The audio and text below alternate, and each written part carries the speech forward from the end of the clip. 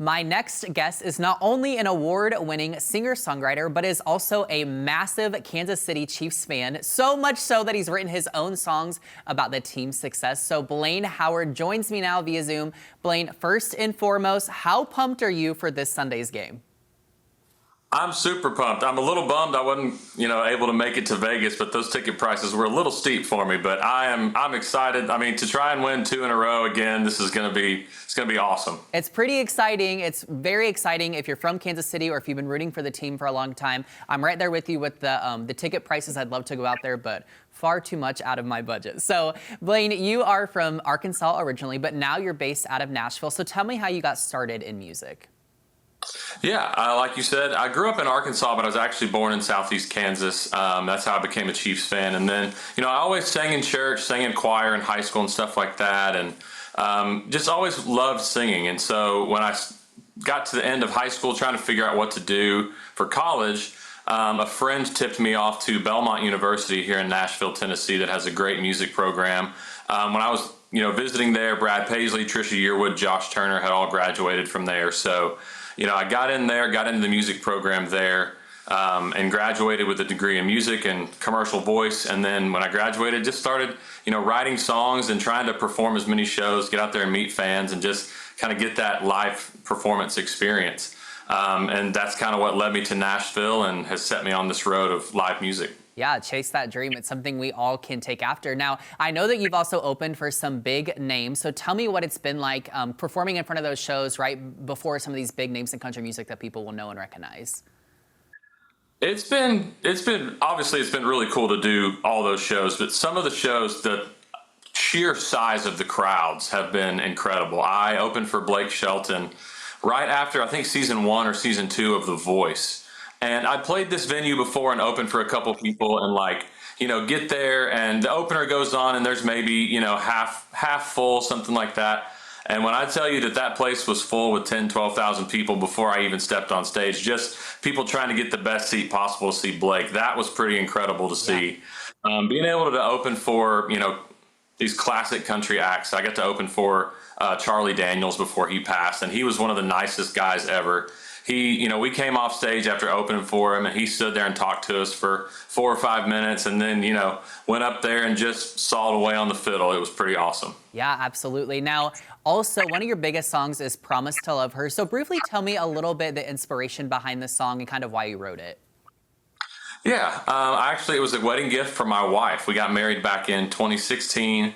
And the spring and summer leading up to the wedding, I had this idea for a song. And so I took it to a friend of mine who I went to college with named Jordan Reynolds.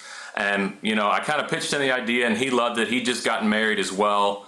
And so we wrote the song in about an hour and it just came out great. And so I got to surprise my wife with it on the morning of the wedding. And she loved it so much that we used it as our first dance. And so many people at the wedding just absolutely loved it. Somebody got some grainy cell phone video of part of it and posted it on Facebook, and it got 500,000 views or something like that. So we pitched it to small market radio and it did really well and got a couple million streams. And then suddenly it started taking off on Pandora and Spotify. And now it has over 150 million streams, and the music video aired on CMT, and it's just been an incredible ride. Yeah, lots of special meaning there. Appreciate hearing the backstory on that. Now with the Chiefs, obviously, you got this trilogy of sorts celebrating and honoring the team's success and just kind of Kansas City pride, if you will. So you started with Run It Back, followed by Take It Back, and most recently, How About Those Chiefs? So tell me about the process of creating these songs, and did you ever think that it would gain kind of the acclaim that it has on social media?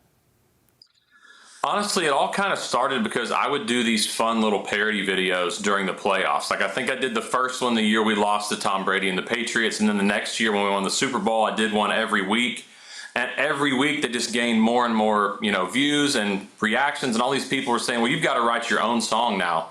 So I wrote my own song and wrote Run It Back, and obviously they made it back to the Super Bowl that year and lost, but it was just such an incredible journey. I just remember it taking off. All of a sudden, we put the song out, and 2 weeks later, I'm getting calls from every radio station within the Kansas City Chiefs market, right, trying to get me to get on for an interview, and got to do all these great TV interviews. I got invited to go play at a big tailgate down in Tampa that year, which was awesome as well. And so it just had so much success that when we lost, I remixed it and did Take It Back. And obviously, last year they finally took it back. So instead of doing another version of Run It Back, I was like, well, it'd be cool to do another one. And with all the, people that I've met through so many of these events, How About Those Chiefs was just a perfect way to kind of keep it going. Yeah, it's great. All the songs are great. People need to check them out. I've got 2 more quick questions for you. So are there any more songs in the works for all of us in Red Kingdom that we can maybe look forward to? I mean, I'm never going to say no to that. Right now, I think we're still kind of pushing the How About Those Chiefs, and obviously I'm doing the parody videos every week for the playoffs. I've actually done 3 Super Bowl ones already. I'm going to have a 4th one to go on Red Friday, and it's been awesome to watch those take off as well. I've got one of them that has 2 or 3 million views, and another one that it had like 600,000 on TikTok, which was like double what my highest watched video on there. So a lot of these videos are still doing really well on socials, and I've gained a ton of new followers on all the social sites. So we're gonna keep those going, and obviously if they win, I think I gotta write a new one at some point. Yeah, and I mean, congrats on all the success. It's crazy. It's great for all of us with that Kansas City Chiefs pride. Now I have to ask, do you think we're gonna win this weekend, and do you have any specific score prediction? It has been awesome, and I appreciate everybody watching them. I do think we're going to win. It's kind of scary how, as the game gets closer, my confidence level rises and rises. I think the booing at the event last night maybe got the team fired up, and I'm thinking we win. I'm thinking like 9 points. So I'm going to say like 30-21 is what we win by. The defense has just been locking these teams down in the second half. I think they do another great second half of, under 10 points. So I'm going to say 30-21 Chiefs. All right, I guess we'll see how it fares on Sunday. Blane, thank you so much for your time. Go Chiefs. And now check out this video of Blane's How About Those Chiefs.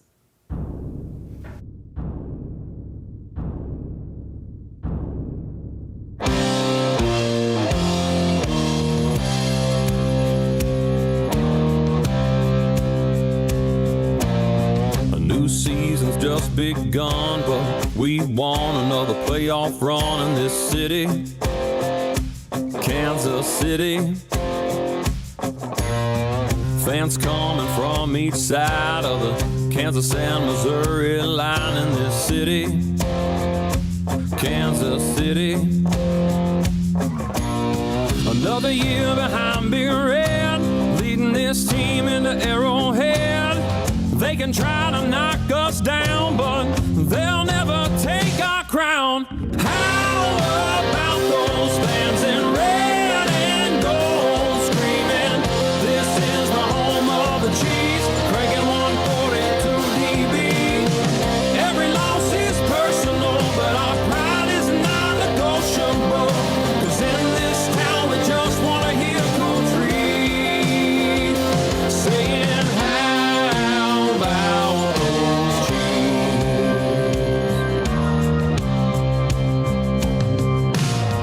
Kelsey and Pat Mahomes just won another Super Bowl for this city, Kansas City. West champs for 7 straight, filling up the trophy case, it's so pretty, Kansas City. Yeah, it's been just out of reach, but now we just trust in Beach.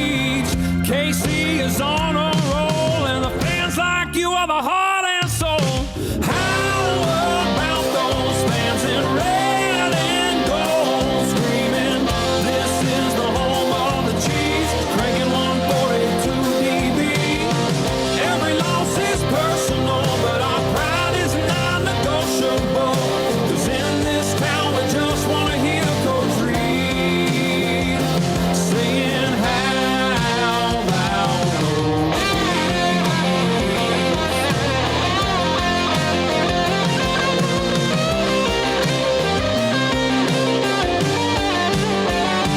You can doubt the Chiefs, you can dislike the Chiefs, you can disrespect the Chiefs, but you're gonna